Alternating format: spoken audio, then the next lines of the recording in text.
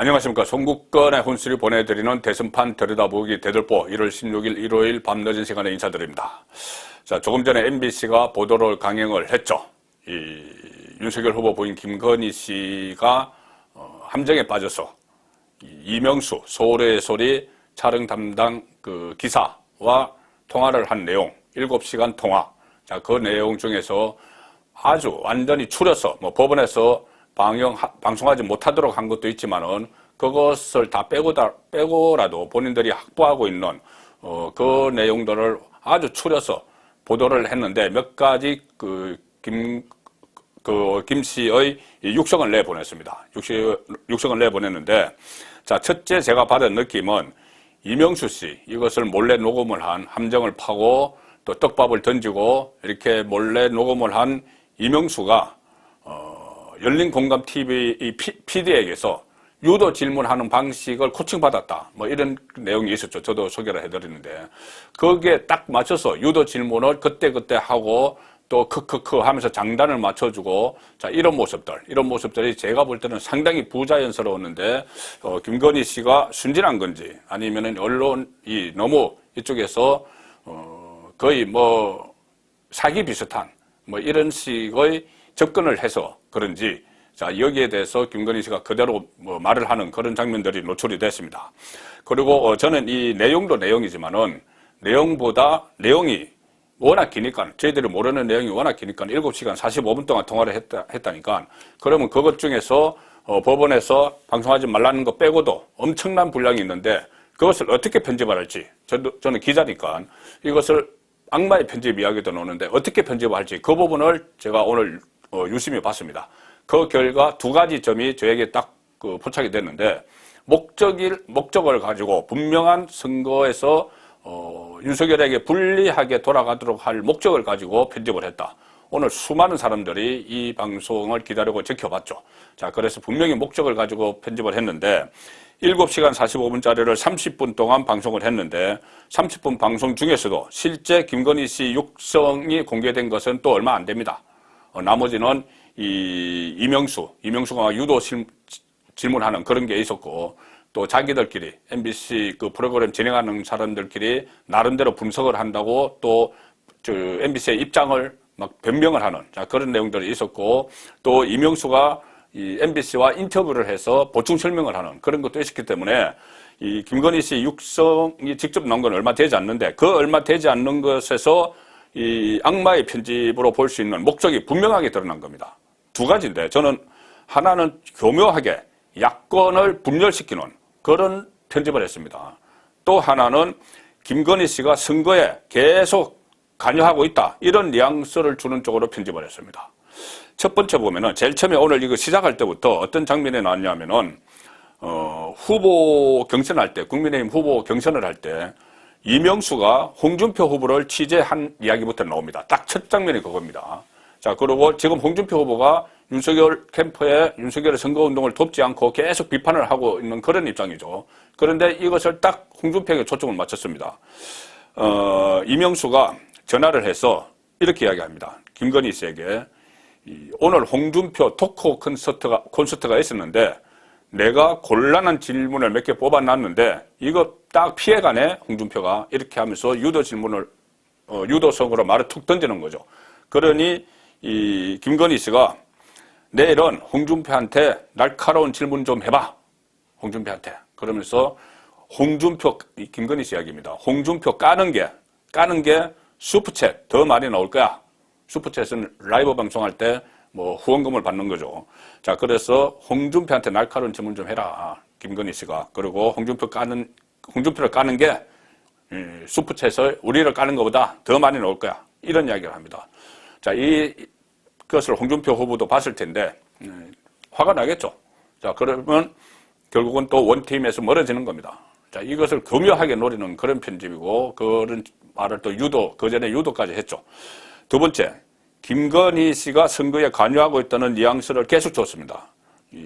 김건희가 이명수에게 이렇게 이야기하죠. 이명수가 그때 아마 이명수가 여기 그만둔다는 이야기를 했던 것 같습니다. 자기가 있던데, 열린 서울의 소리. 근데 그 부분은 이제 화면에 안 나오고, 김건희가 이렇게 말합니다. 나중에 우리 팀으로 와요. 이명수에게 우리 캠프에 명수 데려왔으면 좋겠어. 이렇게 이야기합니다. 그러니 이명수가 또 유도 질문을 합니다. 내가 그 캠프에, 윤석열 캠프에 가면 무슨 역할을 주나요? 그러니 김건희 씨가 할 게 많지. 명수가 잘하는 거, 정보 수집, 뭐 기자라고 사칭을 했으니까는 책상머리에서 하는 게 아니라 현장 왔다 갔다 하면서 정보 수집하는 거. 자, 이런 식으로 이야기합니다. 우리 캠프에 와. 이거 내가 할 수 있다는 이야기죠. 그리고 이명수가 또 이런 이야기도 합니다. 윤석열 후보 선거운동 이렇게 하면 안 되고 좀 노량진 시장 같은 데 가서 뭐 다니고 그렇게 해야 되는 거 아니냐 뭐 이런 식으로 하니 김건희 씨가 자, 그런 내용 참 좋네. 그런 내용 나에게 문자로 보내줘. 우리 캠프에서 적용을 좀 하도록 하게. 이런 이야기까지 합니다. 유도를 막 한 것이죠. 그리고 그 수많은 것 중에서 이런 부분만 MBC가 딱딱 뽑아서 편집을 했습니다. 자, 그리고 또 뭐 코바나 컨텐츠, 김건희 씨가 운영하는 업체죠. 거기 가서 선거 전략을 30분 강연을 했다. 이런 것까지 이야기를 합니다. 30분 동안 가서 뭐 선거란 무엇인가 이런저런 이야기를 했다고 합니다. 자, 그래서 서초동 팀 뭐 이런 이야기가 있었죠. 그 윤석열 캠프 안에 별도의 팀이 있다. 코바나 컨텐츠 안에 그런 말들이 당 안에서 나오면서 분란의 소지가 됐었는데 그걸 다시 또 부추기는 겁니다. 서초동 팀 따로 있어. 뭐 그 전에 이마빌딩에 후보 경선 그 팀이 캠프가 있었고 지금은 당의 대선 캠프가 있지만 뭐 서초동 캠프도 있어. 거기가 김건희 씨가 최고야. 뭐 이런 이야기를 좀 하고 싶어서 이렇게 편집을 하는 거죠.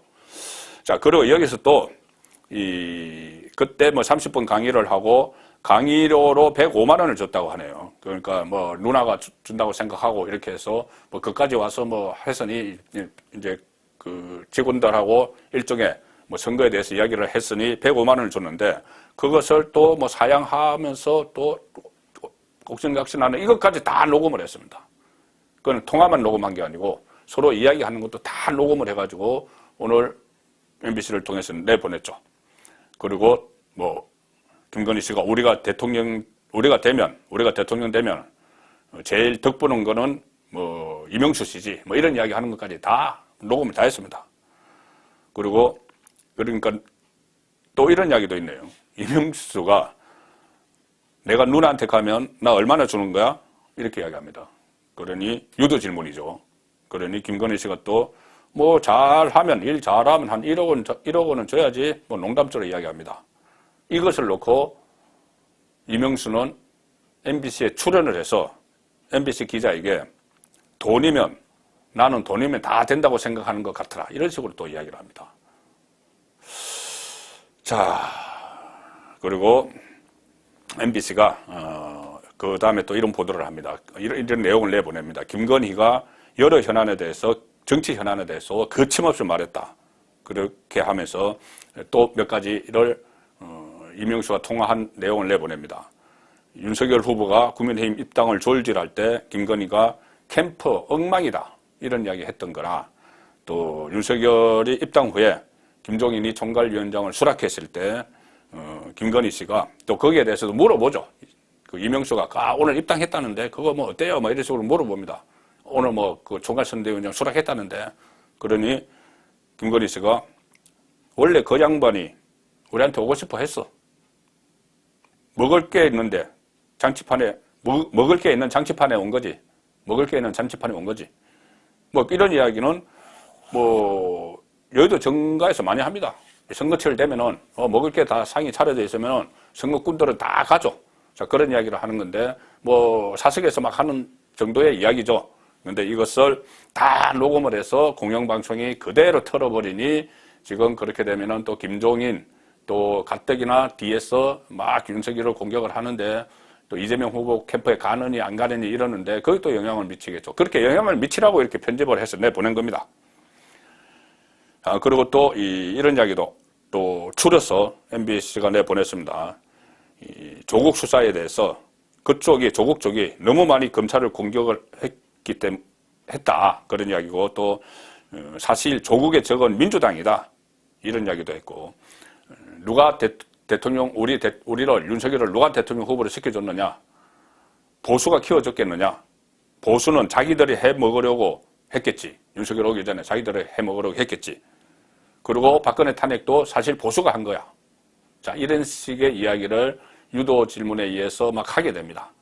자, 일단은 김건희 씨가 너무 조심성이 없고 비판받아 마땅하죠. 그런데 이런 질문을 유도를 해내고 또 그것을 딱 따로 편집을 해서 야권 분열을 노리는 이 악마의 편집을 한 MBC, 과연 공영방송으로서 자격이 있는지 그런 부분이 저는 의구심이 들고, 자, 아마 이게 시작일 겁니다. 지금 MBC라는 공영방송, 뭐 친정권화 됐는데 공영방송이 먼저 선제적으로 이것을 툭 건드렸으니까 다시 이 친정권 성향의 유튜버나 다른 언론에서 지금 아마 이 MBC에서 한 내용 중에서 딱 야권 분열을 일으키고 또 김건희 씨가 선거에 관여를 했다는 그 부분만 빼서 내일 아침에 조간신문이나 아니면 인터넷 매체, 친정권 언론에서 굉장히 부풀려서 막 보도를 할 겁니다. 자, 그런데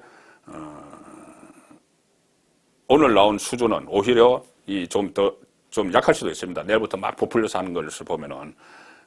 다만 이것이 윤석열 후보에게 타격을 주느냐 아니면은 약간의 상처만 주고 이재명이 오히려 더 큰 역풍을 맞느냐, 그 부분은 좀 더 지켜봐야 됩니다. 제가 어제 오늘 계속 말씀드렸다시피 이 정치공작 문제가 하나 있고 또는 그 사생활 침해, 여성 인격권 침해 뭐 이런 문제가 있고 또 하나가 국민의힘이 맞불을 놓을 수 있는 빌미를 준 겁니다. 이재명의 형수 욕설, 그 차마 듣기 민망한 그것을 꺼내기가 그래서 마치 봉인해 놓은 상태였는데, 자, 이것을 MBC가 오늘 보도를 하면서, 김건희 걸 보도를 하면서 형수 욕설도 봉인이 풀렸죠. 그냥 이제 다 드러날 겁니다. 그리고 그 또 다른 이야기들, 뭐 이재명이 고 이재선 씨에게 쌍욕을 하는 그런 녹음 테이프 이런 것도 다 공개가 되겠죠. 그렇게 되면은 오히려 이재명이 더 역풍을 맞을 가능성이 큽니다. 송근의 대들보였습니다.